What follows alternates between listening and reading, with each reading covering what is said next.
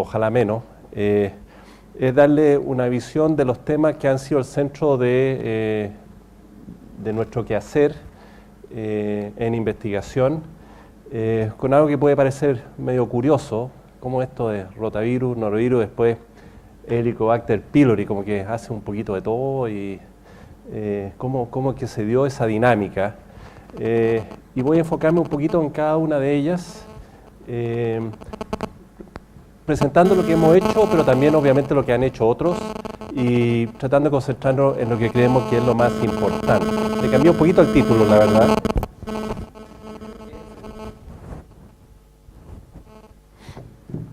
No es tanto la relación, solamente relación agente, sino que quiero aprovechar la oportunidad para hablarle de estos tres patógenos en lo que nosotros nos compete fundamentalmente.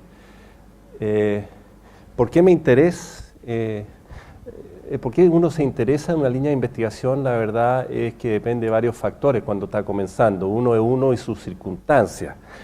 Todo lo que estamos acá no es que probablemente hayamos nacido con la idea de estudiar lo que estamos estudiando cuando veníamos de la universidad o incluso de la facultad. En el caso mío, yo puedo decir, si me miro hacia adentro, por qué partí con rotavirus. Primero porque soy pediatra, con una formación clínica y así partí. Que me introduje en el mundo de la gastroenteritis aguda muy precozmente durante mi beca, asociado a investigadores que me invitaron a participar en proyectos de gastroenteritis para ver impacto. Y en ese tiempo, en los años 80, rotavirus sonaba muchísimo, en parte porque uno de los grandes investigadores del tema, el doctor Luis Fiel Avendaño, había dado mucha información sobre el impacto de este virus. De tal manera que me interesó el mundo de la gastroenteritis aguda y el fellowship, donde hice mi especialidad en infectología, fue de alguna manera seleccionado porque era un grupo que era fuerte en el estudio de gastroenterología y específicamente rotavirus, de tal manera que profundicé aún mucho más esa área estando en mi estadía afuera. Y cuando uno empieza a estudiar un virus entérico, y nuestros estudios eran fundamentalmente epidemiológicos, clínicos y clínicos básicos e inmunológicos, uno empieza a reconocer que, y se empiezan a descubrir, y ya se estaban descubriendo otros virus que parecía que eran importantes en la producción de diarrea infantil, y empezó a cobrar bastante importancia lo que ese entonces se llamaba el virus Norwalk o los calicivirus y que hoy en día se llaman norovirus. Empezamos a ver similitudes con rotavirus y muy buena parte del grupo que estaba estudiando rotavirus empezó también a tratar de determinar cuál era el impacto de la infección por norovirus en la niñez. Entonces uno dice, ok, los virus, está bien. ¿Y por qué el Helicobacter pylori, que realmente pudiera no tener nada que ver?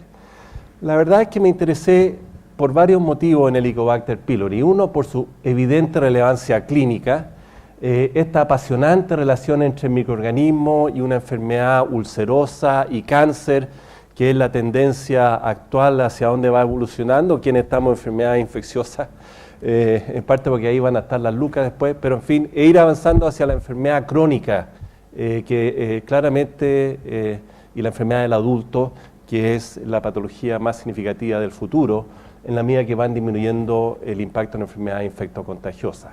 Le digo al tiro que nunca van a desaparecer, siempre van a ser altamente relevantes. Hay algunos que alguna vez dijeron que las enfermedades infectocontagiosas iban a desaparecer con la venida de los antibióticos, siguen siendo relevantes, afortunadamente para nosotros los infectólogos y los microbiólogos, pero no hay ninguna duda que las enfermedades crónicas y cáncer están pasando a ser las principales causas de muerte, obviamente en la población adulta. La relevancia clínica, entonces, y esta relación me parece apasionante.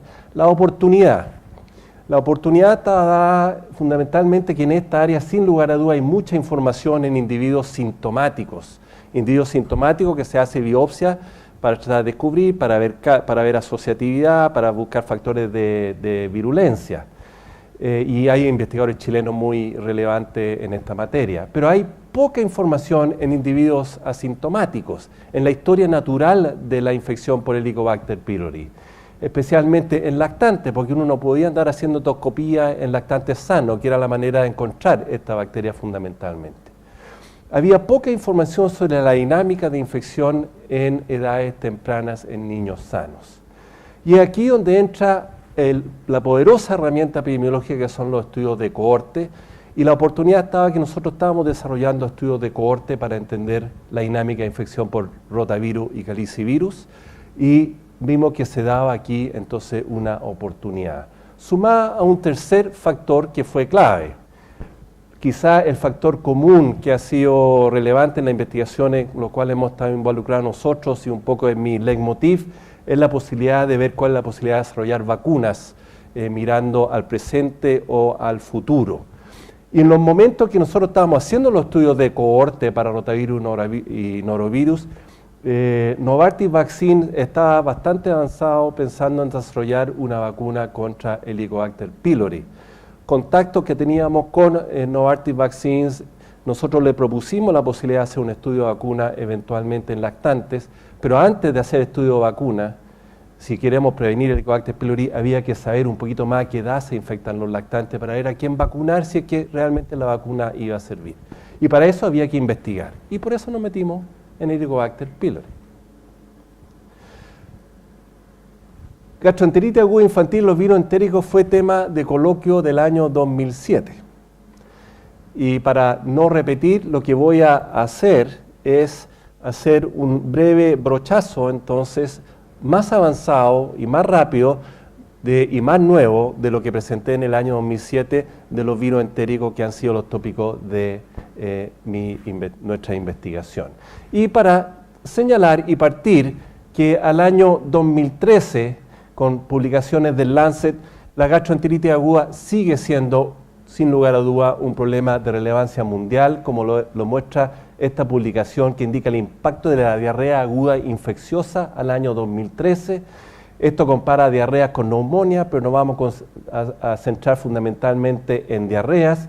Y si esta es la población total de niños menores de 4 años en el mundo, alrededor de 633 millones de niños hay en el mundo, las estimaciones basadas en la gran cantidad de estudios disponibles es que cada niño sufre alrededor de en promedio, una mediana, 2.7 episodios de diarrea durante sus primeros 4 años, para un total episodio estimado en el mundo de un número enorme, 1.700 millones de episodios de gastroenteritis aguda en la población menor de 4 años, con alrededor de 36 millones de episodios considerados severos que llevan a hospitalizaciones, llevan a necesidad de hidratación y alrededor de 711.000 muertes al año por diarrea aguda, estamos hablando al año 2010-2011.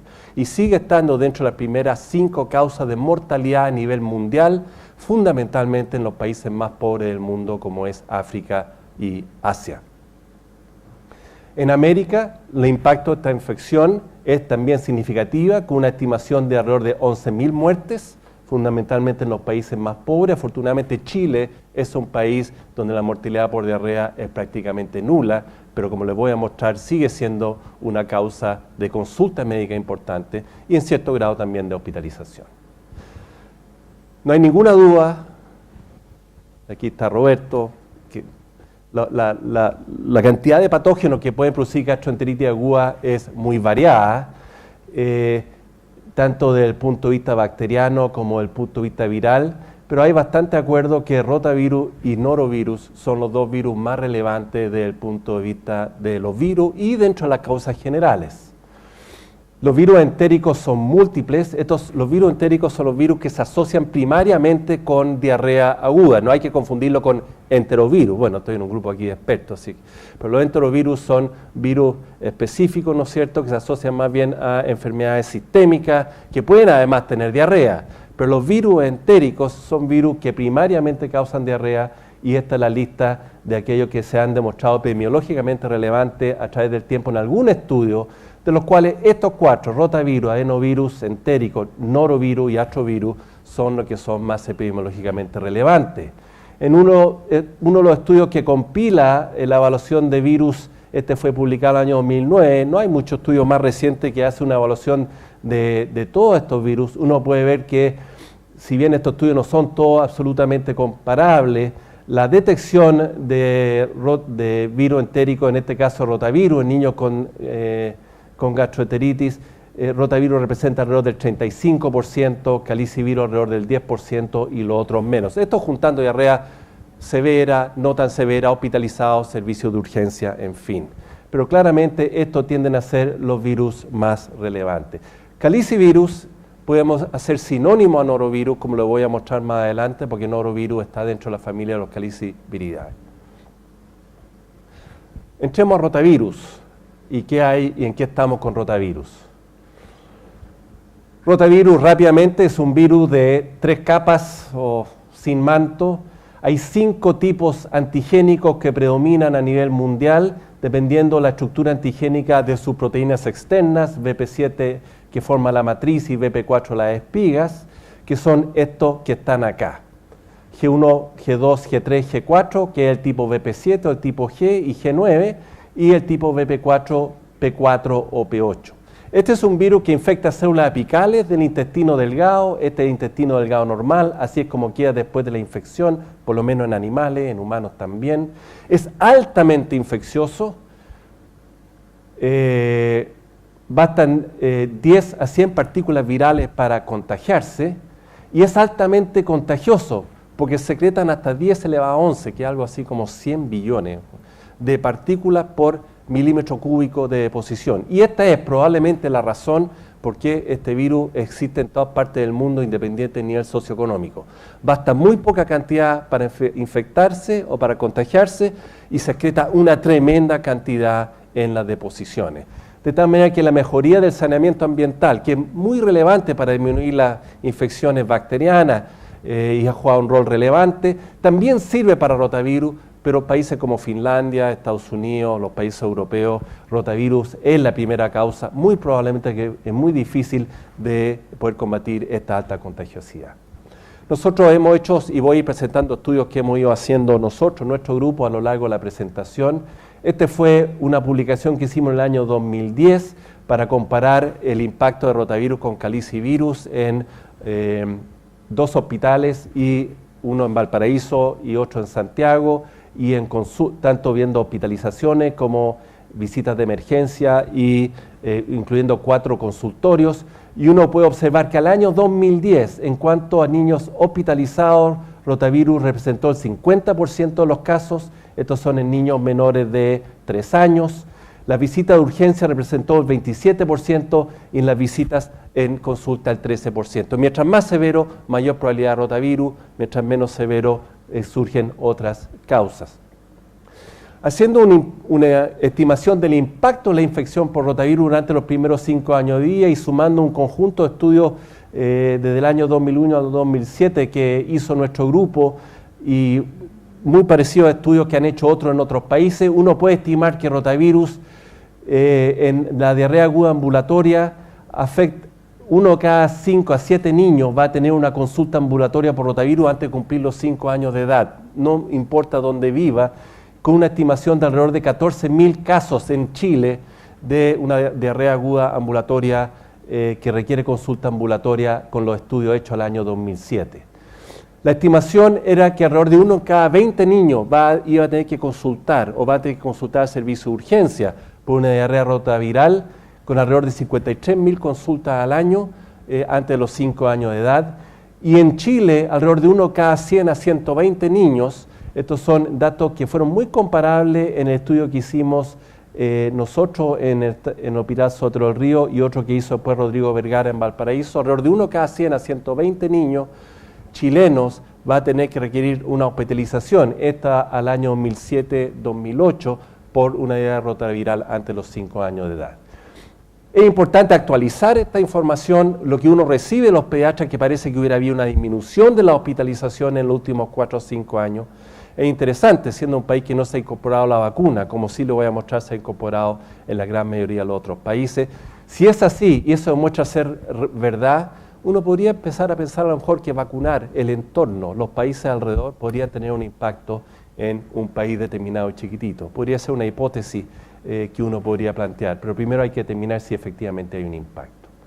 La circulación de serotipos de rotavirus fue y motivó una gran cantidad de estudios durante muchos años, porque estaba en boga la teoría de que probablemente la vacuna iba a tener que contener todos los serotipos prevalentes que circularan a nivel mundial, que tendió a predominar ese concepto durante los 80 y los 90.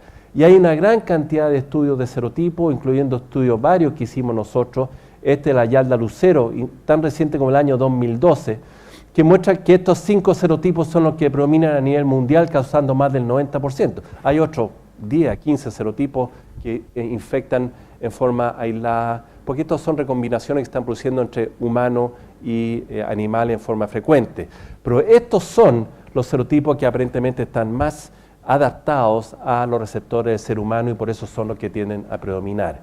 Interesantemente, en Chile durante años tuvimos G1P8, nos aburrimos de buscar serotipos porque todos los años era G1P8. De repente apareció un G4P8 por ahí por el año 2010, duró un año. Y los últimos años G9P8 ha tendido a predominar. ¿Por qué? La verdad es que probablemente se deben a variaciones de inmunidades poblacionales. Lo que sí sabemos que es prácticamente imposible predecir cuál es el serotipo que va a infectar en un tiempo determinado. Y eso hace que una vacuna tenga que proteger contra el máximo serotipos posible. Esta es la única diapositiva que tengo en inglés, pido disculpas, es una diapositiva que es relevante ya que resume muchísimos años de investigación, varios papers precoces nuestros cuando yo estaba haciendo la beca en Estados Unidos, en donde estábamos tratando de entender cuál era la inmunidad asociada a la infección pensando en vacunas.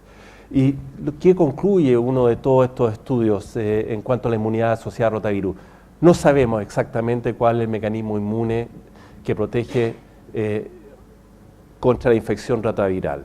Sabemos, sí, que hay muchos mecanismos que están participando en la infección rotaviral y probablemente están contribuyendo a la inmunidad contra infección.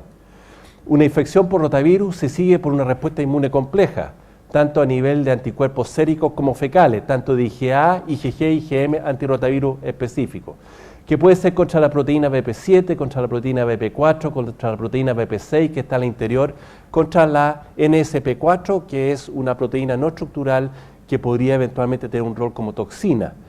Contra todas ellas se han encontrado anticuerpos cuando hay una infección natural. También aquellos grupos que se dan la lata y el esfuerzo de estudiar la inmunidad intestinal específica o la inmunidad celular, que es tremendamente complejo de estudiar a nivel intestinal, han mostrado claramente una activación del linfocito a nivel intestinal y de activación de receptores específicos contra rotavirus. Todos estos componentes muy probablemente están participando en la respuesta inmune y por ende en la protección contra una posible infección. Y como no hay un correlato de protección como hay para otras infecciones, como neumococo, que hay títulos de anticuerpos que uno puede usar específicamente para saber target de vacuna, no tiene que hacer estudios clínicos, para rotavirus, al no tener un marcador de protección contra infección, la única manera de avanzar con vacunas era hacer estudios en campo, probando la vacuna y viendo quiénes se infectan y quiénes no se infectan. Nos demoramos como 15 años tratando de encontrar correlatos para llegar a esa conclusión. Y entrando al estudio cohorte, probablemente este estudio cohorte que no fue hecho por nosotros, pero es uno de los estudios cohorte que dio mayor información sobre qué podía esperar uno por una vacuna contra rotavirus. Este estudio cohorte fue hecho por Raúl Velázquez, grupo mexicano, en conjunto con el grupo que estábamos en Estados Unidos, con Larry Pickering. ¿Y qué hicieron?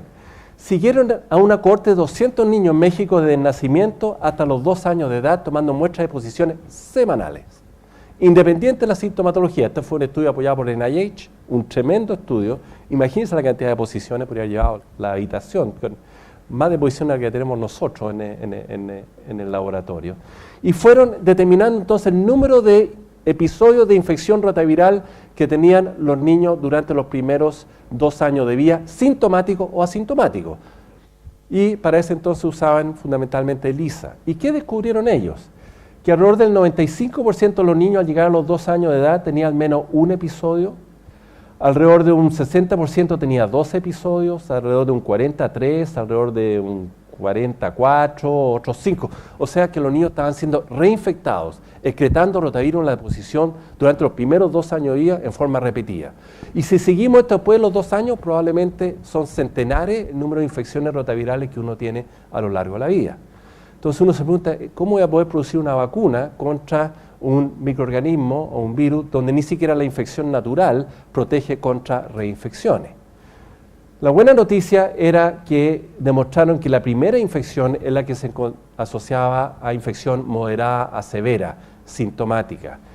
La segunda infección era en la gran mayoría de los casos muy leve o asintomática, y de ahí para adelante todos los episodios que encontraron eran excreción asintomática en estas muestras de posiciones que obtenían niños sanos, pero eran completamente asintomáticas. De tal manera que este estudio de cohorte nos permitió llevar al concepto de pensar que la vacunación es posible, no para evitar infecciones repetidas, pero para evitar infecciones sintomáticas, ya que eso es lo que hace la infección natural. Tratar de replicar la protección conferida por infección natural. Ojalá que 2 o 3 infecciones, en este caso por vacuna, precozmente en la vida, equivalente a lo que eran infecciones naturales, pero estas no causan síntomas, determinen que la primera, cuando el niño se enfrenta al virus por primera vez, el virus natural, es su cuarta, su tercera o cuarta exposición al virus. Y en este caso, a lo más va a ser leve o asintomática si es que no la previene. Es el concepto detrás de la vacunación rotaviral y que surge entonces y nos dio muy buenas luces este estudio de cohorte del grupo de Raúl. Bueno, y las vacunas, esta ya probablemente ustedes saben, a lo mejor ya lo han usado en algunos de sus niños. Hay 2 vacunas que avanzaron rápidamente al desarrollo. En realidad hay 3. Hay una que se tuvo que sacar del mercado porque se asoció a invaginación intestinal, que fue la primera. Y hay 2 vacunas que están actualmente en el mercado. Uno se basa en un solo serotipo, que es un virus humano atenuado, que ahora se llama Rotarix, esta es la de GlaxoSmithKline, que es la cual nosotros nos tocó trabajar, empujando el concepto que bastaría un solo virus para proteger, independiente del serotipo con el cual se infecte ese niño, y la vacuna que hoy día se llama Rotatec, que es de Merck, que incluye virus quimera, que son virus cuya base es un virus que infecta a bovino, que es un serotipo diferente al que infecta a serotipo humano, pero han hecho recombinación, reordenamiento genético para producir 5 virus quimera que incluyen el serotipo humano G1, G2, G3, G4 y el tipo P8. Bueno, y estos son los estudios a que aludía Roberto, los estudios que yo debo decir que este es, a mi manera, el estudio más relevante que me ha tocado participar en mi vida, y es interesante porque es un estudio que combina esfuerzos de academia con la industria.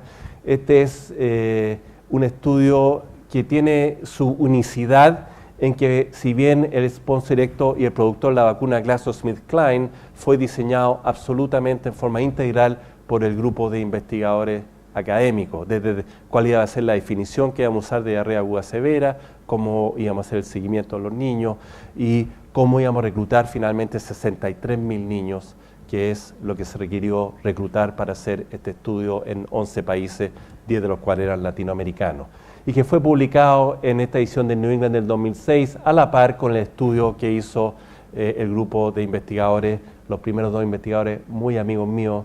Era interesante la competencia amistosa que teníamos cuando estaban avanzando ambos estudios, y como decía Roberto, estos 2 fueron declarados los papers del año por los editores del Lancet.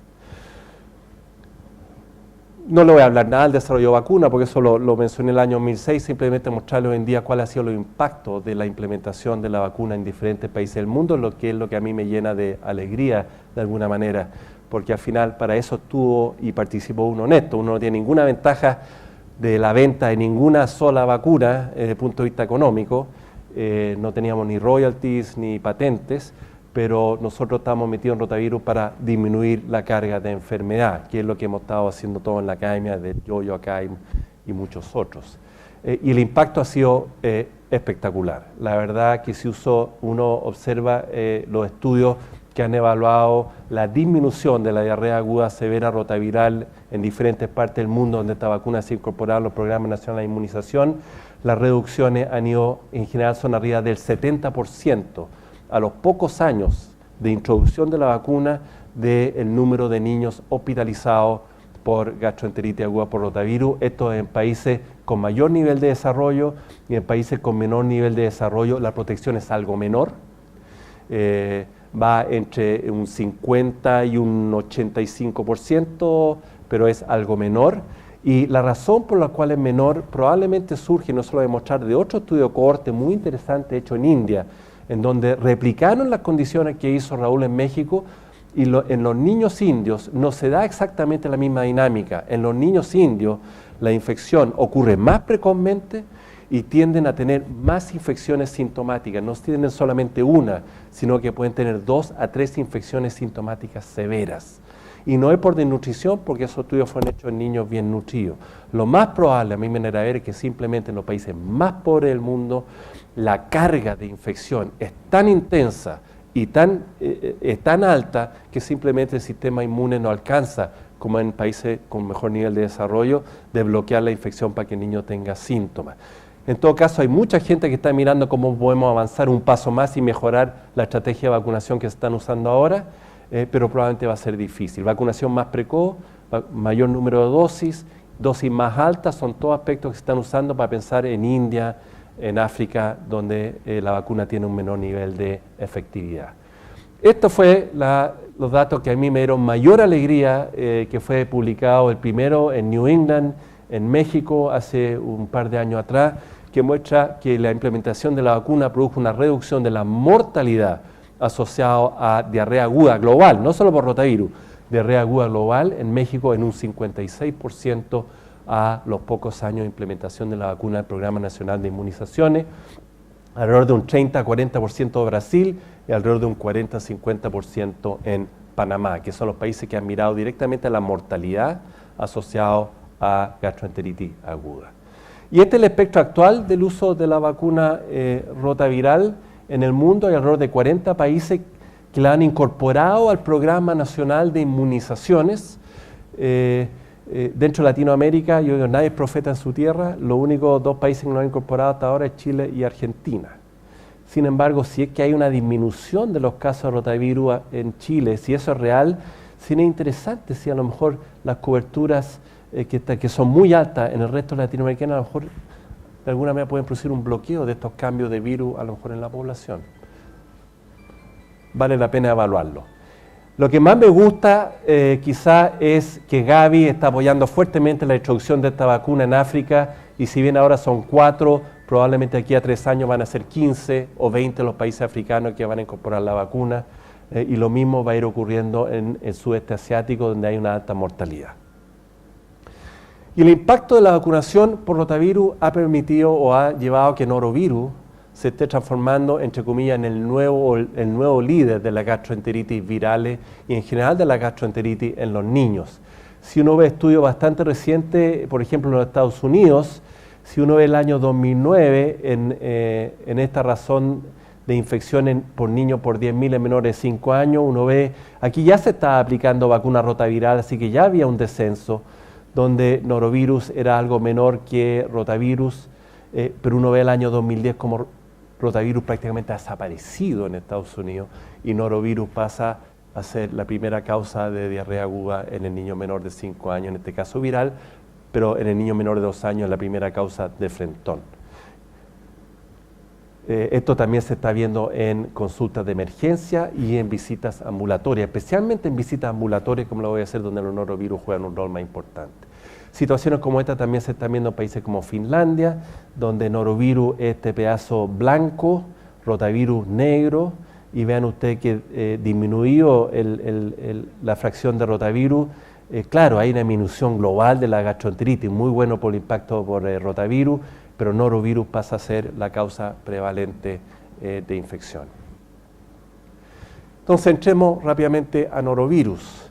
Y la pregunta es cómo avanzar hacia la prevención por vacuna, o vale la pena avanzar a la prevención por vacuna. Como lo decía, norovirus pertenece a la familia Caliciviridae, están estos 4 géneros. Es un virus no cultivable, todavía no lo podemos cultivar. De repente hubo por ahí hace unos 4 años una técnica que pensó que se iba a poder cultivar con un sistema rotatorio, pero la verdad que no han dado mucho, de tal manera que todavía sigue siendo un virus no cultivable, lo cual ha complicado muchísimo obviamente la investigación con este virus. Norovirus y sapovirus son los 2 calicivirus que infectan a humanos, estos otros infectan a animales. También hay animales que andan dando vueltas aquí, igual que rota. Este virus tiene 2 impactos, algo diferente a rota. Tiene un impacto importante en grandes brotes de gastroenteritis asociados a alimentos contaminados. Y probablemente todos ustedes han tenido más de alguna vez una infección por norovirus cuando han ido a un matrimonio, han comido ostras, y han llegado a la casa y han tenido un cuadro de vómito, y han tenido una diarrea que dura 2 o 3 días con o sin fiebre. Muy común, muy frecuente, especialmente asociado al consumo de agua y alimentos contaminados. Esta es una de las maneras que se presenta esta infección, y el otro es la gastroenteritis endémica del niño, muy parecido a la infección por rotavirus. Veamos algo los brotes. Están descritos en todas partes y de repente agarran mucha fama. Asociado al consumo de ostras, que llegó a CNN. Típico en los brotes en cruceros.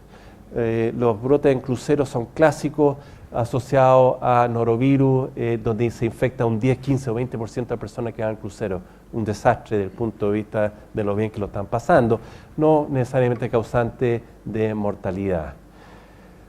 El gran brote que hubo en Antofagasta, ¿cuántos fueron? Más de 10.000, nosotros estudiamos buena parte de esas muestras.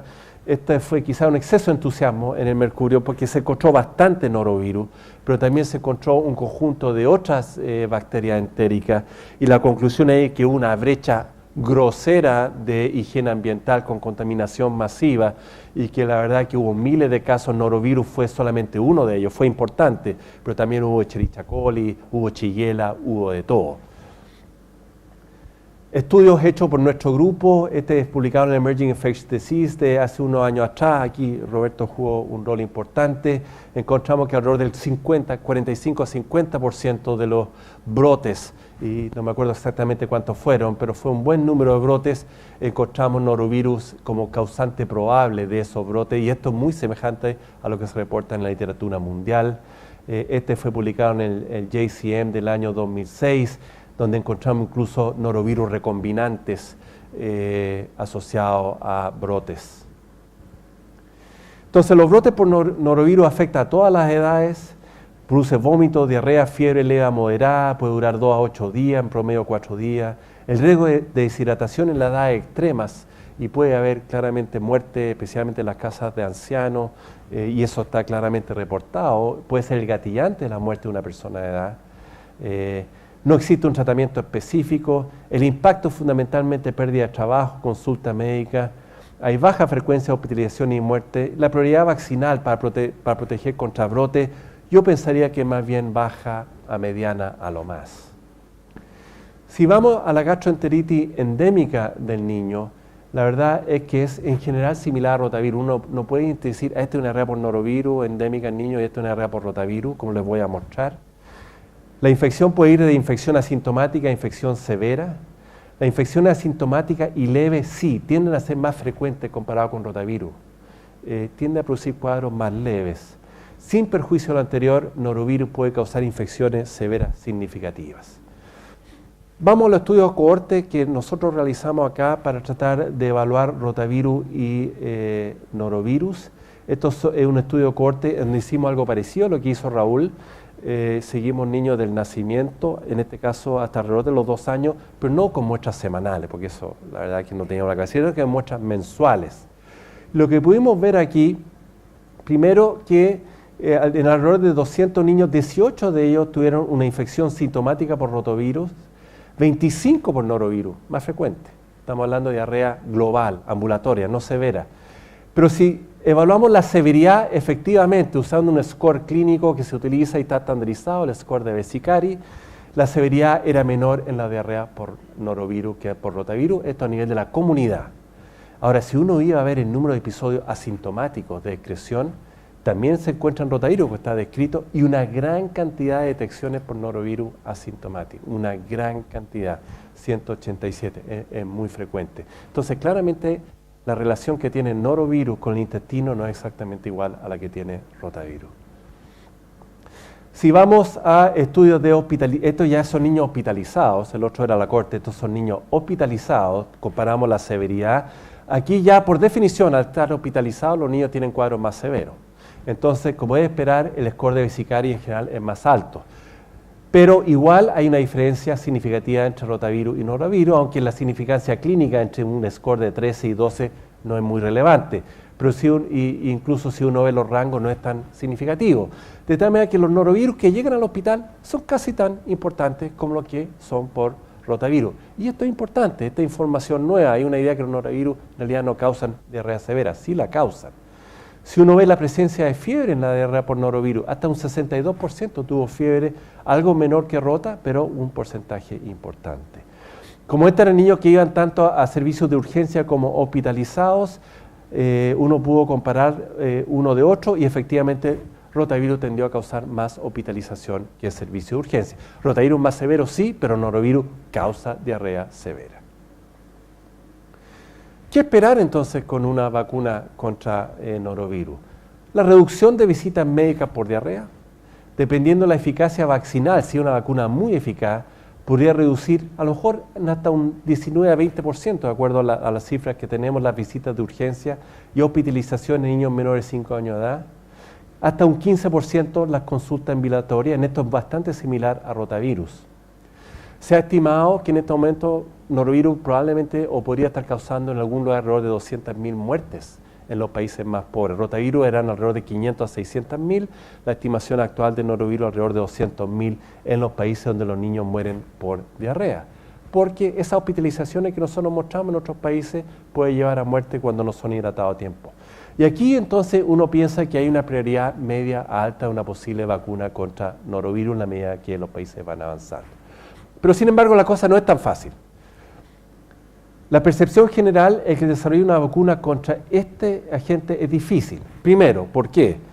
Porque en los años 90 se hizo infección en voluntarios, adultos. Esto lo hizo Bert DuPont en Texas. Tenía un modelo para estudiar adultos y hacer infecciones experimentales. Y vieron que infecciones en adultos voluntarios, cuando eran reinfectados o reexpuestos a el mismo virus, en un periodo muy corto estaban protegidos, pero cuando uno dejaba pasar 1 o 2 meses, esos adultos volvían a enfermar. La gente empezó a pensar, parece que este virus no produce una inmunidad duradera. Ahora, estos eran modelos en adultos, ojo. El otro problema, un poco parecido a lo de rotavirus, es que hay una significativa variabilidad genética antigénica de este virus. No tanto de BP7, BP4, porque no tiene BP7, BP4, sino que comparando su estructura genómica. Hay al menos 2 grupos, el grupo G1 y G2, que difieren un 40% de sus bases nucleotídicas y que tienen entonces una estructura proteica que se piensa que es suficientemente disímil que escape inmunidad. Y dentro del mismo genogrupo pueden haber variabilidad que va dentro de un día 40% que se habla de diferentes clades.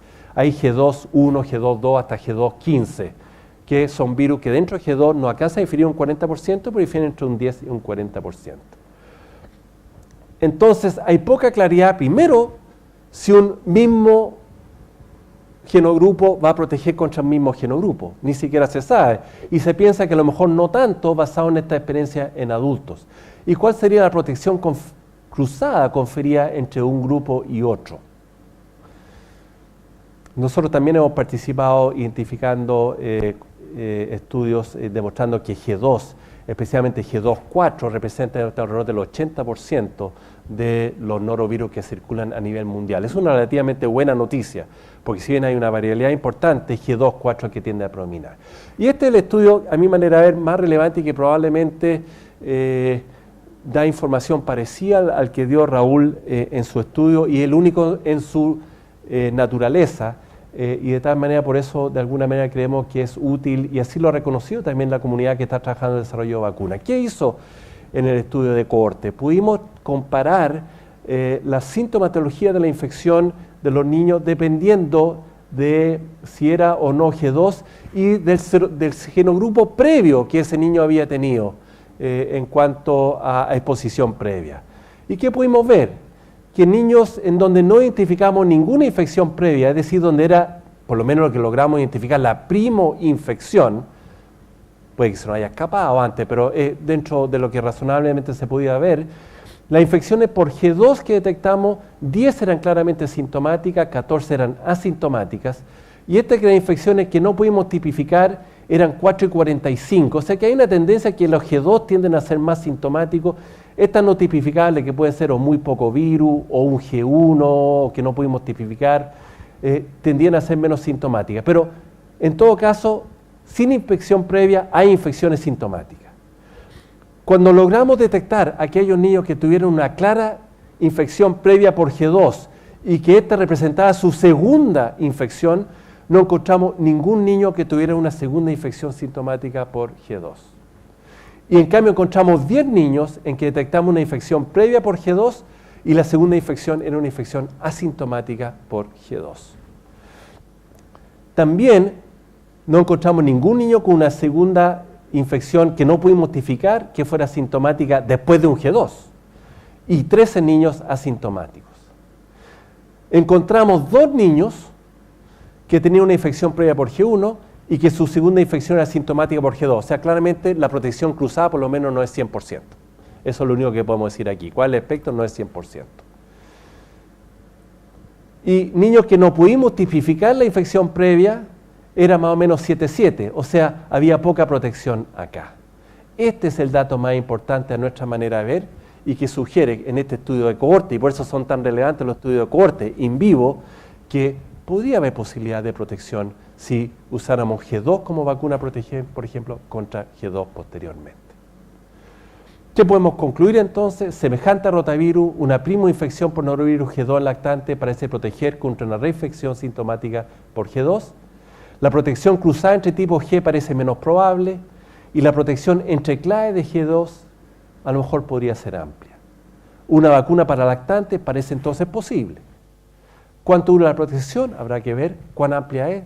Por cierto, habrá que ver. Bueno, les puedo decir que en este momento hay un laboratorio que se llama Takeda, un laboratorio japonés, que decidió avanzar con el desarrollo contra una vacuna contra norovirus. Estamos trabajando en conjunto con ellos. Esperamos, esto va a ser una estrategia probablemente va a durar entre 5 a 7 años.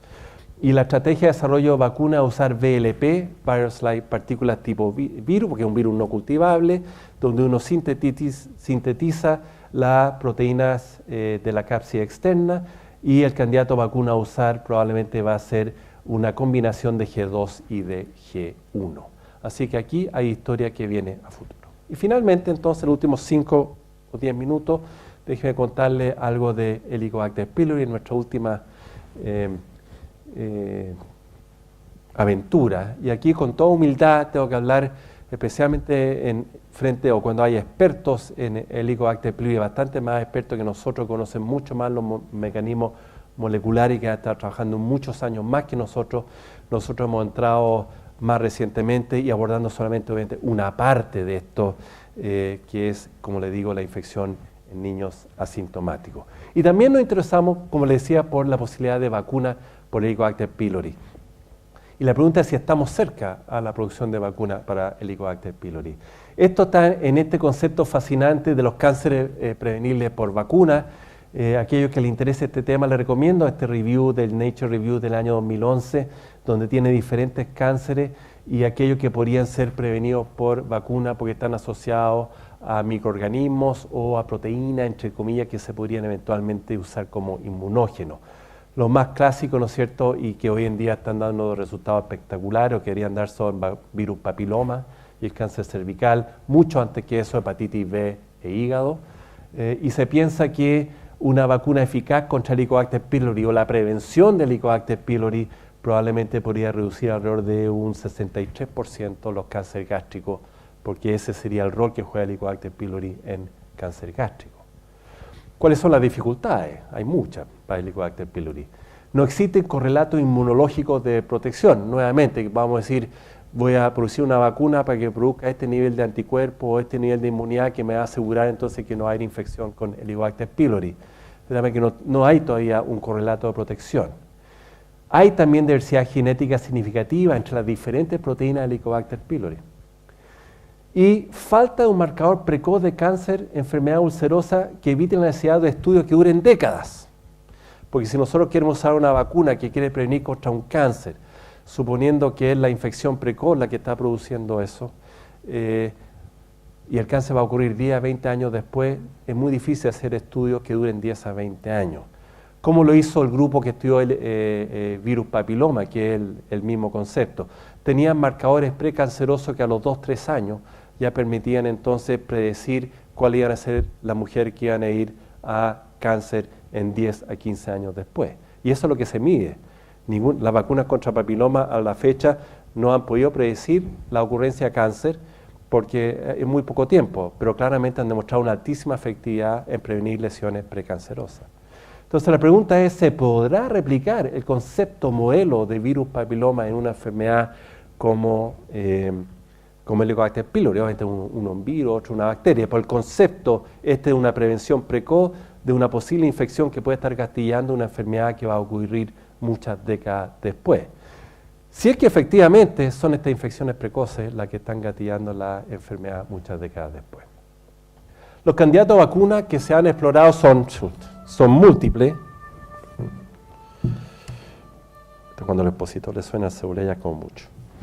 Son múltiples, fundamentalmente 4 estrategias, que es usar antígeno de Helicobacter pylori vía mucosa, especialmente vía nasal, con adyuvantes.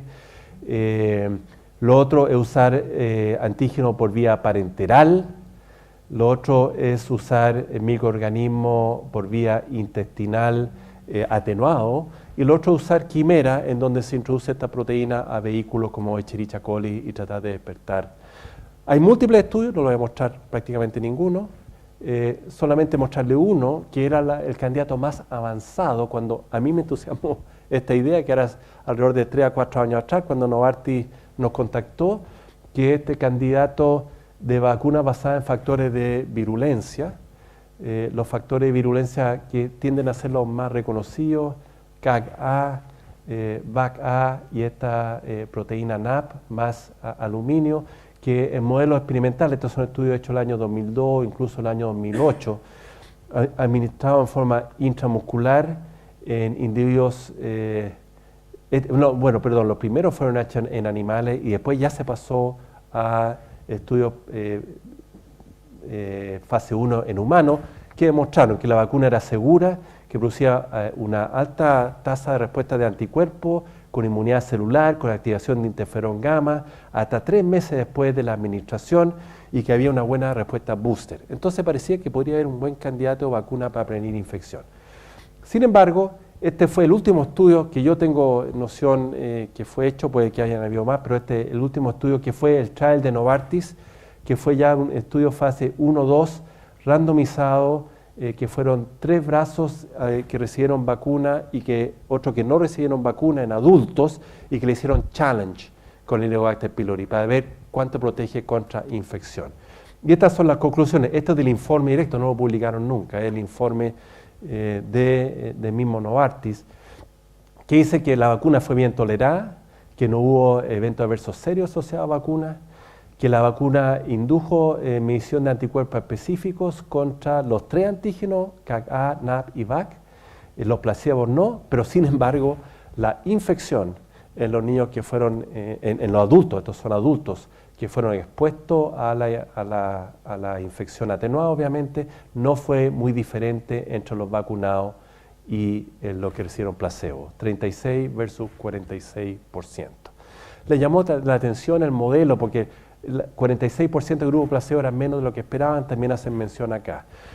A mi manera era un poco en forma errónea, pero desde el punto de vista estratégico, porque las compañías hacen estos estudios para tomar decisiones estratégicas que valen miles de millones de dólares, decidieron no seguir con el desarrollo de vacunas, con resultados nada más que este estudio. Para mí esto no significa que la vacuna está muerta ni mucho menos, porque creo que aquí hay algo de todas maneras. Creo que los estudios de vacunas en adultos claramente han demostrado que no necesariamente es la población adecuada donde hay que investigar, y yo tengo la esperanza de que puedan irse convenciendo en el tiempo, ellos u otros, de que esta es una estrategia que vale la pena seguir adelante. ¿Cuál sería el objeto deseable a mi manera de ver? Que esta, que es la curva de infección que tiende a ocurrir en los países en desarrollo, con una infección precoz, con alrededor de un 85% de individuos adquiriendo la enfermedad, o la infección, perdón, alrededor de los 20 años, con una vacunación precoz uno pueda llevar la curva a ese nivel. En la medida que entendamos que efectivamente es esta infección precoz la que produce las secuelas posteriores en la vida. Y eso es lo que estamos nosotros tratando de ver en este momento con mi grupo. Buena parte del grupo está aquí presente, agradezco mucho la presencia. ¿Cuáles son nuestros estudios en Helicobacter pylori basados fundamentalmente en cohortes? El objetivo fundamental ha sido tratar de determinar y comprender esta dinámica que nosotros hablamos de infección-colonización, porque como lo voy a mostrar, detectamos Helicobacter pylori en deposiciones usando ELISA, y eso ha sido uno de los grandes avances. Hay una ELISA que puede detectar Helicobacter pylori en deposiciones, que estudios han demostrado que es un buen pareo de lo que está ocurriendo a nivel gástrico. Hasta antes de tener esta ELISA había que hacer biopsia, o sea, estudios endoscópicos o estudios de ureasa, bastante invasivos, había que tener individuos sintomáticos, éticamente era muy difícil hacerlo en niños especialmente asintomáticos. Eso se logró superar teniendo esta ELISA que permite entonces hacer estudios en niños sanos. Y queríamos entonces entender y determinar y comprender la dinámica de infección, y esto no permite diferenciar, y aquí podríamos discutir qué es lo que es infección y qué es lo que es colonización. La verdad es que es un tema interesante para conversar entre microbiólogos, porque no tengo tan claro cómo, si todo el mundo está usando este concepto actualmente de la misma manera. Pero la cosa es que determinar si es relevante esto o no en niños. Y cuán importante es el niño durante los primeros 5 años de vida. ¿Cuáles han sido los métodos? Hemos seguido 2 cohortes a la fecha. Una es esta fecha de nacimiento que ahora va hasta los 5 años de edad, que es esta cohorte que usamos para seguir rotavirus y norovirus, que también usamos para seguir norovirus, usando ELISA para detectar Helicobacter pylori en deposiciones, que fue el Fondesit, fue un spin-off, digamos, del Fondesit Calici y Noro, y el Fondesit específico para este objetivo, que empezamos a reclutar niños a los 12 meses de edad, porque nos dimos cuenta que si a los 12 meses ya estaban colonizados es porque venían de antes, eso ya lo demostramos con el estudio anterior, no necesitamos seguirlo antes, hasta los 3-4 años de edad, en este caso un grupo mayor de niños, muestras de posiciones cada 3 meses para Helicobacter pylori y evaluar factores sociodemográficos, hábitos, factores de la gente y los hospederos asociados a esta colonización e infección. Y este es el resultado maestro, lo primero está publicado ahora en el Pediatric Infectious del año 2013, que son la primera cohorte, la cohorte de nacimiento, que tenemos 2 grupos, los niños con infección, que llamémoslo infección para no hablar con colonización, persistente, que son niños en azul, estas son las muestras cada 3 meses, partiendo al nacimiento hasta alrededor de arriba de los 5 años de edad. Pueden ver ustedes que este niño fue permanentemente negativo, negativo, negativo, y aquí se hizo positivo y fue permanentemente positivo de ahí adelante. Hablamos de infección persistente, aquel niño que tiene 3 muestras positivas, o sea, 9 meses positivo y de ahí en adelante positivo en el tiempo. Y ese es un grupo que representó alrededor del 20% en esta cohorte, comparado con un grupo de niños que tienen solamente una muestra positiva aislada y después nunca más son positivos, y comparado con un grupo alrededor del 60% que nunca se infecta. Tenemos entonces 3 grupos identificados de niños asintomáticos, y eso ya lo transforma en algo interesante. Cuando expandimos esto entonces al nuevo estudio, esto ya está publicado, esto otro está en vías de publicación. Aquí ya tenemos 49 niños con infección persistente, y sumamos los 2 tenemos alrededor de 60, y tenemos 25 más con infección transitoria. ¿Qué hemos visto? Hemos visto algunas cosas interesantes. Hemos visto, por ejemplo, que los niños que tienen infección persistente, comparado con transitorio, tienden a ir menos a jardín infantil. O sea, los niños transitorios tienden a ir más a jardín infantil que los persistentes. Esto es significativo. Hemos visto que los niños con infección persistente, y esto es un dato muy intrigante, tienden con mayor frecuencia a ser no secretores. Y esto es absolutamente contrario a lo que sugiere la literatura, que la presencia del Lewis B en intestino es un receptor para el Helicobacter pylori, y uno era esperado que los niños con infección persistente hubieran tenido una mayor probabilidad de ser secretores, en esa manera tener Lewis B en las células intestinales. En las 2 cohortes mostramos una relación significativa inversa. De tal manera que Yalda Lucero, que ha trabajado extensamente en esto, está craneando cuáles pueden ser las razones relacionadas con receptores e interacción con el microorganismo que da esta relación inversa. Otras relaciones, la presencia de anticuerpos, que le voy a mostrar un gráfico que es muy interesante. Claramente los niños persistentes son los que tienen una respuesta de anticuerpos y no así los niños con infección transitoria.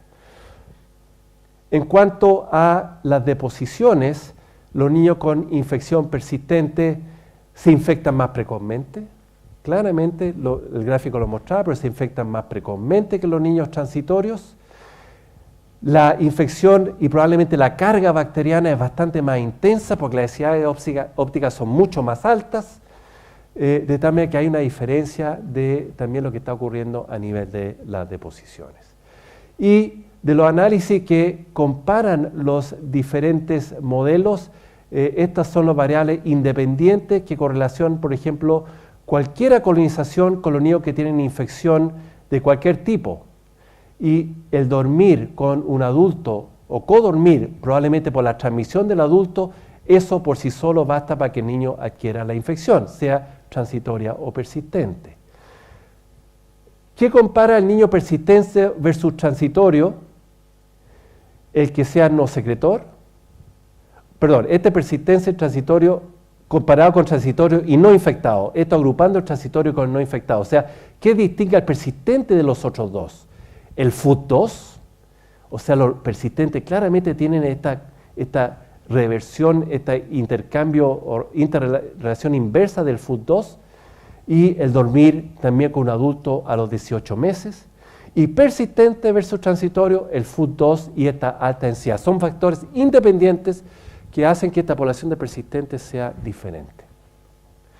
Hemos mirado los genes de virulencia en la deposición, y esto, si bien son estudios muy preliminares, son muy interesantes porque muestran que CAG-A en estos niños asintomáticos está presente en alrededor de un 30% de los niños con infección persistente, y si bien el número es menor, alrededor de un 40% de los transitorios. O sea, tienen, a pesar de ser asintomáticos, genes de virulencia asociados con enfermedad ulcerosa, asociados con cáncer.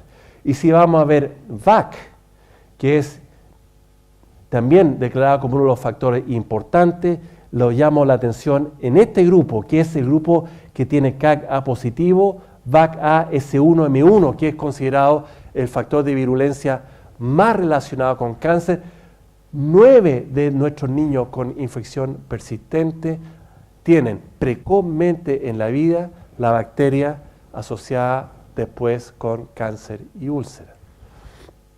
Tenemos poquitos niños todavía, pero hemos ido viendo la presencia en el tiempo. ¿Será que es transitoria o van cambiando de cepa el niño persistente? Estos son solamente 3 niños, esperamos tener por lo menos unos 20 cuando mandemos esto a publicación, y uno tiende a ver que tiende a mantenerse las características genéticas de la cepa en el tiempo, por lo menos claramente CAG y VAC. En este caso era S2M1, aquí S1M1, S1M1, S2M1, S1M1, S1M1. Puede haber algún cambio menor, pero tiende a mantenerse la misma cepa en el tiempo. Datos interesantes, son datos novedosos, no hay descripción previa en la literatura de esto, y creemos que esto puede estar quizá apuntando a que niños precozmente se están infectando con cepa altamente virulenta, y a lo mejor son algunos de estos niños los que van a desarrollar cáncer y úlcera posteriormente en la vida. En cuanto a la respuesta de anticuerpos, la toma de sangre para medir anticuerpos fue variado en los niños por múltiples razones, pero nos ha permitido hacer una especie de cinética de anticuerpos. Y esa cinética, estas son muestras de sangre que fueron obtenidas durante estos días previos, previos a la primera determinación positiva. En puntitos negros, los transitorios, y en blanco los persistentes. Y pueden ver ustedes que ya sea que haya sido obtenido 25 meses o hasta pocos meses antes de la primera muestra positiva, o en teoría la primera infección, la gran mayoría tiene anticuerpos bajo el nivel de detección, salvo excepciones, y estas excepciones están muy cercanas a la infección. Probablemente a lo mejor son niños que ya han sido infectados, porque acuérdense que son cada 3 meses, y a lo mejor se infectó previamente. Y cuando vemos, estos son los niños que claramente documentamos post-infección, es interesante que los transitorios tienen una baja respuesta a anticuerpos, en cambio los persistentes, vean ustedes como la gran mayoría tiene anticuerpos que suben. O sea que claramente hay diferencia entre los transitorios y persistentes, y los persistentes, que son el objetivo fundamental al cual nos estamos concentrando ahora, creemos que son el grupo que vale la pena seguir hacia adelante. Las conclusiones principales, entonces, que la colonización e infección persistente en niños aparentemente asintomáticos chilenos común, aproximadamente el 20%, no estamos hablando de India, de África, estamos hablando de Chile, un país en rápido desarrollo. Si bien el cáncer gástrico, Chile es uno de los países que más alto tiene en el mundo, a lo mejor algo tiene que ver con esto. Es adquirido precozmente, más precoz que los niños que tienen colonización e infección transitoria, los niños persistentes. Es asociado con mayor densidad óptica en deposiciones, probablemente una carga bacteriana a nivel gastroduodenal mayor. El estado de no secretor, que lo tenemos en dos interrogativos, es una verdad, es así, pero no sabemos muy bien por qué todavía. Una posible transmisión precoz, porque claramente está relacionada a dormir, codormir con adultos del niño pequeño. Una respuesta serológica en un alto porcentaje. Y los genes asociados a virulencia son comunes en esta infección persistente, y la mayoría de los genes parece que se mantienen en el tiempo, pero son 3 niños, esto es preliminar por ahora. Y para acentuar esto, y esto es la investigación que está haciendo Beatriz como estudiante postdoc, ella estudia varias cosas, pero una cosa que estudia son los motivos epillas, que son motivos que se repiten en CAG-A, son una secuencia de 4 aminoácidos, 5, gracias, y que se fosforilan, y que se ha visto y se ha detectado que la fosforilación, especialmente de C, se asocia a una mayor posibilidad de cáncer gástrico en adultos. Hay alguna discusión en algunos papers más recientes, pero la idea es que si uno tiene CAG-A con epillas, y hay diferentes posibilidades que uno puede tener, que tenga más motivo C, hay un mayor riesgo de asociación con cáncer gástrico. Y Beatriz ha estado estudiando la presencia de epillas en nuestras cepas, como se puede ver acá, y los resultados muestran que los niños con infección persistente, alrededor de la mitad de ellos tienen motivos, al menos un motivo epilla C en las cepas, que son también una demostración indirecta de que son cepas con potencial cancerogénico más que las cepas que no tienen este motivo epilla. ¿Qué sigue entonces y en qué estamos ahora? En nuestro segundo Fondesit relacionado a Helicobacter pylori. Estos resultados que les mostré están en fase de publicación. Queremos mandar una publicación holística. Queremos incluir en una sola publicación la visión completa de la infección precoz en niños menores de 5 años con esta metodología, así que vamos a apuntar alto. Seríamos los primeros de alguna manera que está haciendo esta descripción tan completa a esta edad. Y lo que sigue ahora es avanzar un poco más. Si ustedes me preguntan de los síntomas de estos niños, efectivamente algunos han demostrado algunas molestias digestivas. Tenemos un niño que se hizo endoscopía porque tenía historia familiar de úlcera. El niño tenía síntomas y efectivamente tenía una duodenitis y fue tratado. Y es uno de estos niños que tenía una infección persistente. La idea es seguir ahora hacia los 6 a 10 años de edad, pero ser un poquito más específico. Y vamos a hacer un estudio caso control, vamos a focalizarnos en niños con infección persistente, vamos a tener alrededor de 80 niños, ese es nuestro objetivo ahora, juntar 80 niños con infección persistente, tener 80 controles sin infección, e ir específicamente a buscar factores que puedan relacionarse con daño de la mucosa, tanto a nivel fino como a nivel más macro, a nivel sintomático. Pero también vamos a ir hacia el otro lado, porque ahí está la teoría de que tener infecciones precoces en un niño puede protegerlo contra infecciones inmunoalérgicas. De tal manera que vamos a ir a ver si los niños que tienen infección precoz por un microorganismo crónica en el tiempo, a lo mejor tienen menor probabilidad de tener infecciones inmunológicas de tipo asma. Y ese es un proyecto a 4 años que partió este año, y vamos a entretenernos, esperamos, tratando de ver qué ocurre en niños mayores.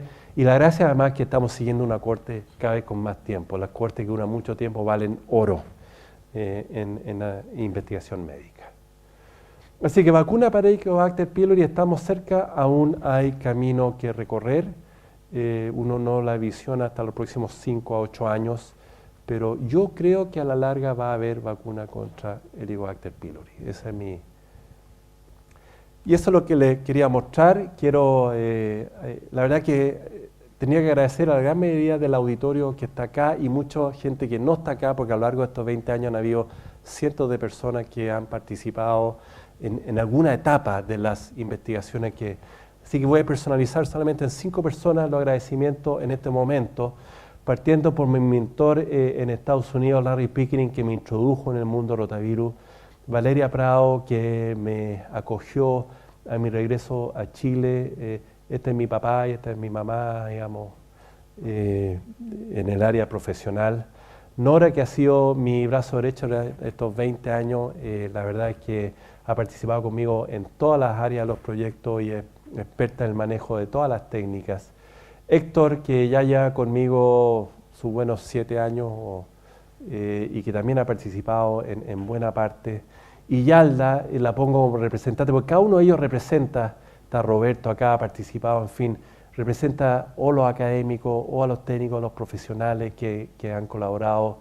Y Yalda, que es mi estudiante, que partió como estudiante de 4º año de medicina, después terminó haciendo el doctorado en ciencias médicas, ahora está haciendo su especialidad en gastroenterología, se ganó su Fondesit de inicio y no me cabe ninguna duda que va a ser una académica destacadísima a futuro siguiendo estas líneas.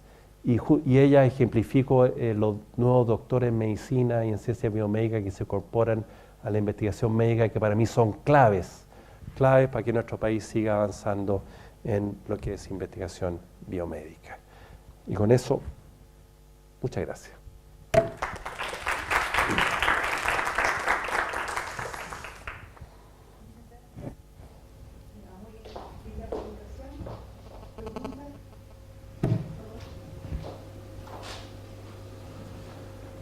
¿Qué hay más para de rotavirus?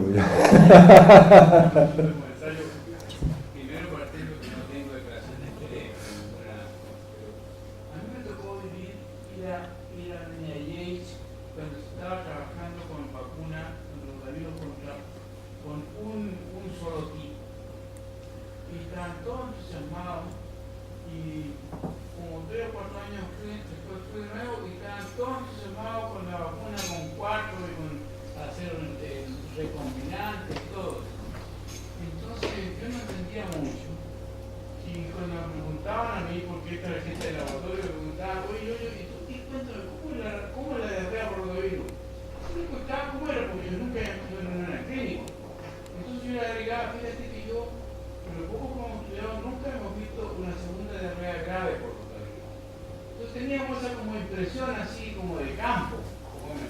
Entonces yo digo ahora que entendemos un poco más que hay compañías y que hay muchos factores en juego, factores económicos, de propaganda.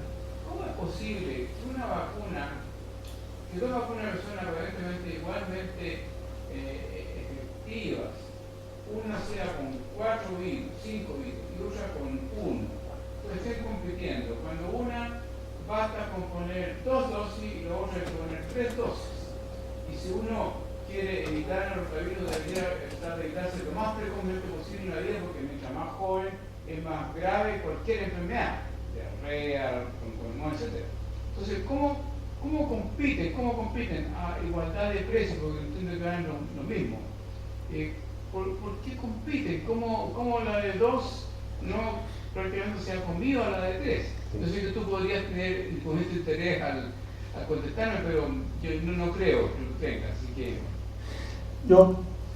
¿Cuál sería mi...? Y comparto absolutamente, lo que pasa es que esto tiene su historia, como tú bien dices, y la verdad es interesante cómo la medicina tiene sus modas también, cómo al final lo que ocurre en parte ciencia, en parte la fuerza muy relevante que tienen algunos líderes de opinión, influencia que tienen líderes de opinión, y eso llevó a estas 2 estrategias. Habían grupos que defendían a brazo partido que la infección era serotipo específica, básicamente basado en estudios in vitro, porque la protección in vitro, si uno ve in vitro, es serotipo específica. Si tú infectas o si tú tienes un placa con un rotavirus de un serotipo y usa anticuerpos en la placa contra otro, no lo inhibe. Entonces ahí se llegó, es serotipo específica de la protección por anticuerpos. Pero eso es solamente la protección por anticuerpos.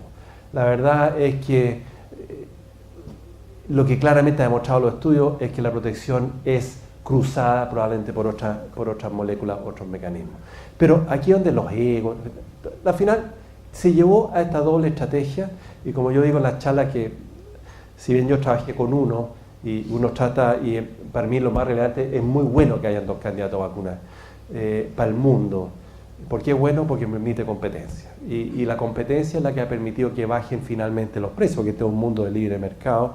Y si no hubiera habido competencia, la verdad es que probablemente hubiera sido más difícil lograr rápidamente la baja de los precios. Habrían bajado igual, pero habría sido más difícil. ¿Qué justifica en este momento usar 3 o 2? Yo creo que la gracia es que la vacuna con 3 funciona, la vacuna con 2 también. Ninguna de los dos ha podido mostrar que esos 2 meses que requiere completar la vacuna con 3, que hasta los 6, tiene un impacto en que haya más diarrea y que sea menos eficaz, porque probablemente con 2 dosis ya se logra suficiente nivel de eficacia. Así están las cosas, las 2 vacunas le está yendo muy bien. Obviamente al principio cada una trataba de decir que era mejor que la otra por esto o por esto otro, que era más eficaz aquí o era más eficaz allá.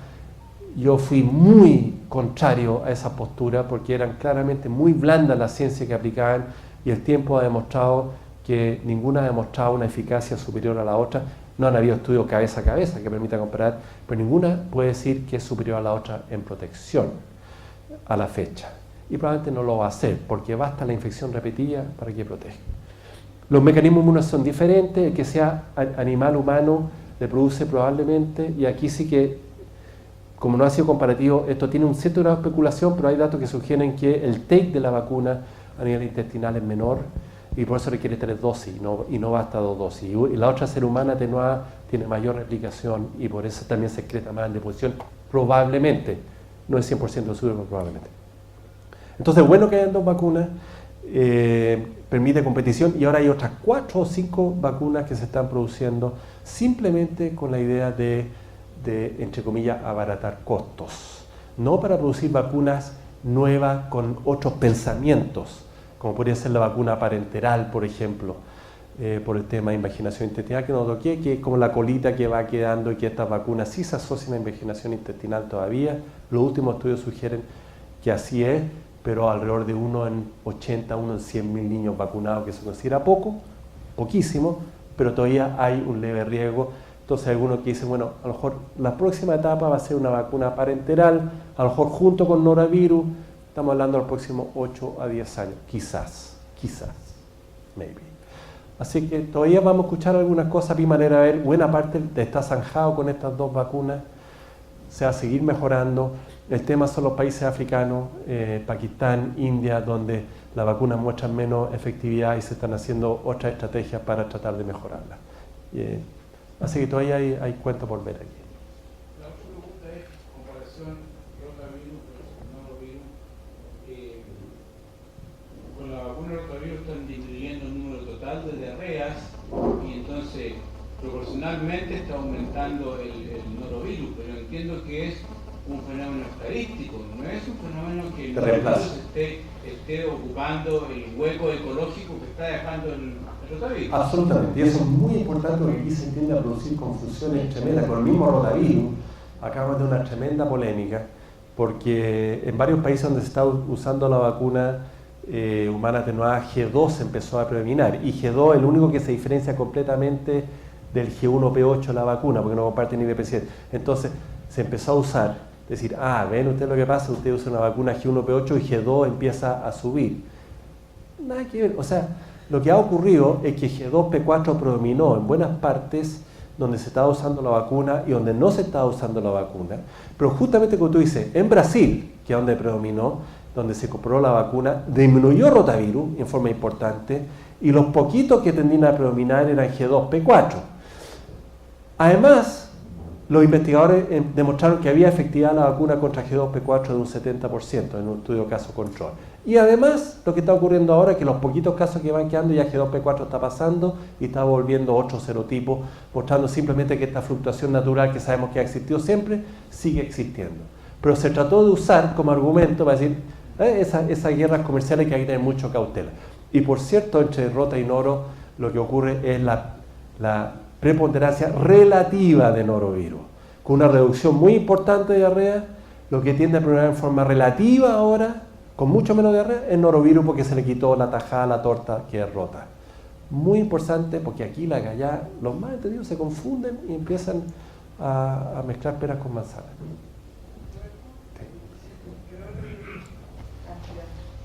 Yo, con respecto a los pacientes con Helicobacter pylori persistente y transitorio, como está de moda el tema de la microbiota, si tú tienes acceso a muestras de ese, no tienes proyectado, tú tienes una microbiota en tu paciente. Además que es un estudio de cohort y que puedes ir a analizar. Ya no tienes tiempo, digamos. Es una pregunta. Como dice Rodrigo, tenemos nuestras manos llenas ahora, simplemente tratando de pensar, porque aquí no, esta fue una aventura, te diría yo, lo de Helicobacter pylori. Nos metimos en un terreno que no era el nuestro, pero creo que una aventura que está dando resultados bien interesantes y novedosos. Por lo menos ya fue aceptada una publicación, una revista bastante buena. Ahora nos vamos a tirar más alto y ver si convencemos. Y si es así, se abre un campo bastante grande a mi manera de ver en esto. Hay que conversarlo con los H-pilórogos más expertos también aquí a nivel nacional. Vamos a tener una reunión con Paul Harris y su grupo el 5 de septiembre para ir analizando estos resultados. Yo estoy abierto a estudiar, obviamente, está todo en boga el tema de la microbiota intestinal, el microbioma, en fin. Habría que ver qué pregunta queremos contestar para ver qué vamos a ir a buscar. Estoy muy abierto, así que es algo que debemos discutirlo en grupo. No le he dado vuelta por ahora todavía. Y con respecto a la cuantificación de la respuesta inmunohumoral, ¿contra qué no has hecho esa cuantificación o esa data que tú muestras? IgA anti-H. pylori, un kit comercial. Pero es contra el igual. Sí. Ahora el kit básicamente es un kit comercial estándar anti-H. pylori. No hemos ido a buscar contra proteínas específicas. Todos esos son campos que uno podría abrir después. Por ahora estamos haciendo una mirada gruesa del comportamiento. Y para nosotros era muy importante ver qué significaba desde el punto de vista inmunológico. Para mí, el que hay una respuesta inmune asociada a la infección ya lo está transformando de una manera, no en una colonización. En mi concepto en general, y corrígeme, cuando uno habla de colonización intestinal digestiva, uno tiende a decir que la bacteria está ahí, está más bien afuera, no está causando una interrelación muy importante a nivel celular, por lo menos para causar una lesión o una respuesta inmune. Todo eso obviamente probablemente es un degradé y debe haber de todo un poco. Pero yo creo que en la medida que estamos mostrando una respuesta inmune, un buen porcentaje de estos niños, clarita, yo creo que podemos empezar a hablar que son infecciones asintomáticas persistentes, más que decir que son colonizaciones, de que la bacteria está nada más que en el lumen sin tener una respuesta importante del hospedero. Pero estamos lidiando con ese concepto para ver si nos jugamos un poquito con eso también en la publicación. Se aceptan obviamente consejos en ese sentido.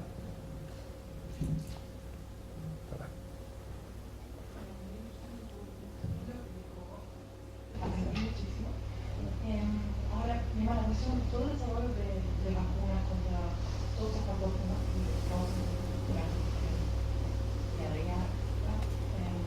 requiere una respuesta inmune que se destina al intestino. Creo que es un mayor desafío que probablemente tienen las vacunas. Entonces, si bien entiendo, las vacunas contra rotavirus son orales. Y entonces se entiende muy bien cómo se puede producir una respuesta inmune. Volviendo al lugar ¿tú tienes alguna información cómo se planifica respecto a los inmunoglóbulos? Sí. ¿Cómo se da que como mucha esperanza? Porque Sí. bueno, se están buscando, pero son en el fondo partículas no infecciosas. Yo me imagino ahora que yo el otro día dije,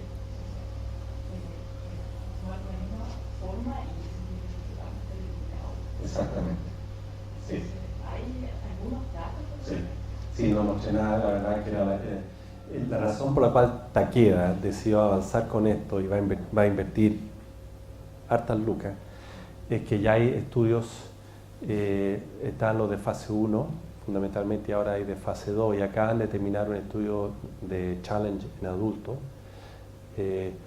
donde los datos sugieren protección usando la vía parenteral. Se han usado, como tú muy bien dices, esta vía oral desgraciadamente no sirve porque pasan y son eliminadas, son destruidas por las proteasas y no llega a ninguna parte. La vía nasal, por la mucosa nasal, sí demostró resultados, pero probablemente, y yo trabajo bastante también con el grupo que está desarrollando esto, la decisión va a ser irse más bien por la vía parenteral, que tiene sus complicaciones, porque una vacuna inyectable, la verdad, 8 pinchazos, pero bueno, estamos pensando 8 o 10 años más, y va a haber 8 años más, y va a haber que ver con qué se va a combinar. Y los estudios utilizando vacunas inyectables han hecho varias mediciones de anticuerpos, en fin, y hay una respuesta inmune adecuada y además protectora. Y un poco emulando quizás el concepto de virus papiloma. El virus papiloma usa exactamente la misma estrategia, son VLP, es una infección claramente mucosa en la mujer, en donde, y el proof of concept, que al inyectarlo vía parenteral produce algo ahí a nivel de mucosa, algo se sabe más en HPV, no soy experto del área, pero sabe algo más, que está evitando que las mujeres se infecten. Así es que es bueno eso, el sistema inmune de verdad funciona para uno y otro lado. Bueno, esa es parte de la pregunta y eso va a depender mucho del objetivo de tu grupo de vacunación y qué quieres prevenir. Y lo más probable es que en los niños queremos hacer lo mismo que el rotavirus. Tú quieres prevenir la diarrea aguda que causa hospitalizaciones y muerte, hospitalizaciones y consultas, y son durante los primeros 3 años de vida. Después todos tenemos diarrea, tenemos episodios, lo pasamos re mal. A lo mejor si vamos en un crucero o si soy un militar y voy a ir a la guerra y sé que puedo sufrir un episodio, a lo mejor voy a aceptar que me vacunen. Y la verdad es que Takeda está pensando todo eso. ¿Cuál va a ser la estrategia de vacunación en adultos? Están pensando eventualmente en el ejército, los marinos, están empezando en vacunar a personas que hagan cruceros y después a los niños. De tal manera que, y en los niños yo creo que basta proteger 2-3 años y después se verá qué pasa. Pero esas son preguntas que están abiertas todavía. Una pregunta que tiene que ver con el fiebre, no sé si me pasa un poco en absurdo, pero la primera pregunta es, ¿hay fagos que infecten a Helicobacter? Esa es una pregunta y después si hubiera fagos, ¿podría pensarse en una fagoterapia contra la infección por virus? La primera va a mostrarte mi ignorancia, porque no sé. No sé si hay fagos que infectan a Helicobacter pylori. Y la segunda, me parece que todavía estamos más lejos todavía de ese tipo de estrategias. Yo creo que son estrategias que se van a pensar en un futuro, pero estamos todavía más lejos. Y eso es todo lo que te puedo decir, porque no sé nada de eso. Y en qué va, y cuándo podría eventualmente pensarse en implementar fagoterapia. No sé si tú sabes si está en vista para algún otro agente infeccioso, ¿verdad? Sí.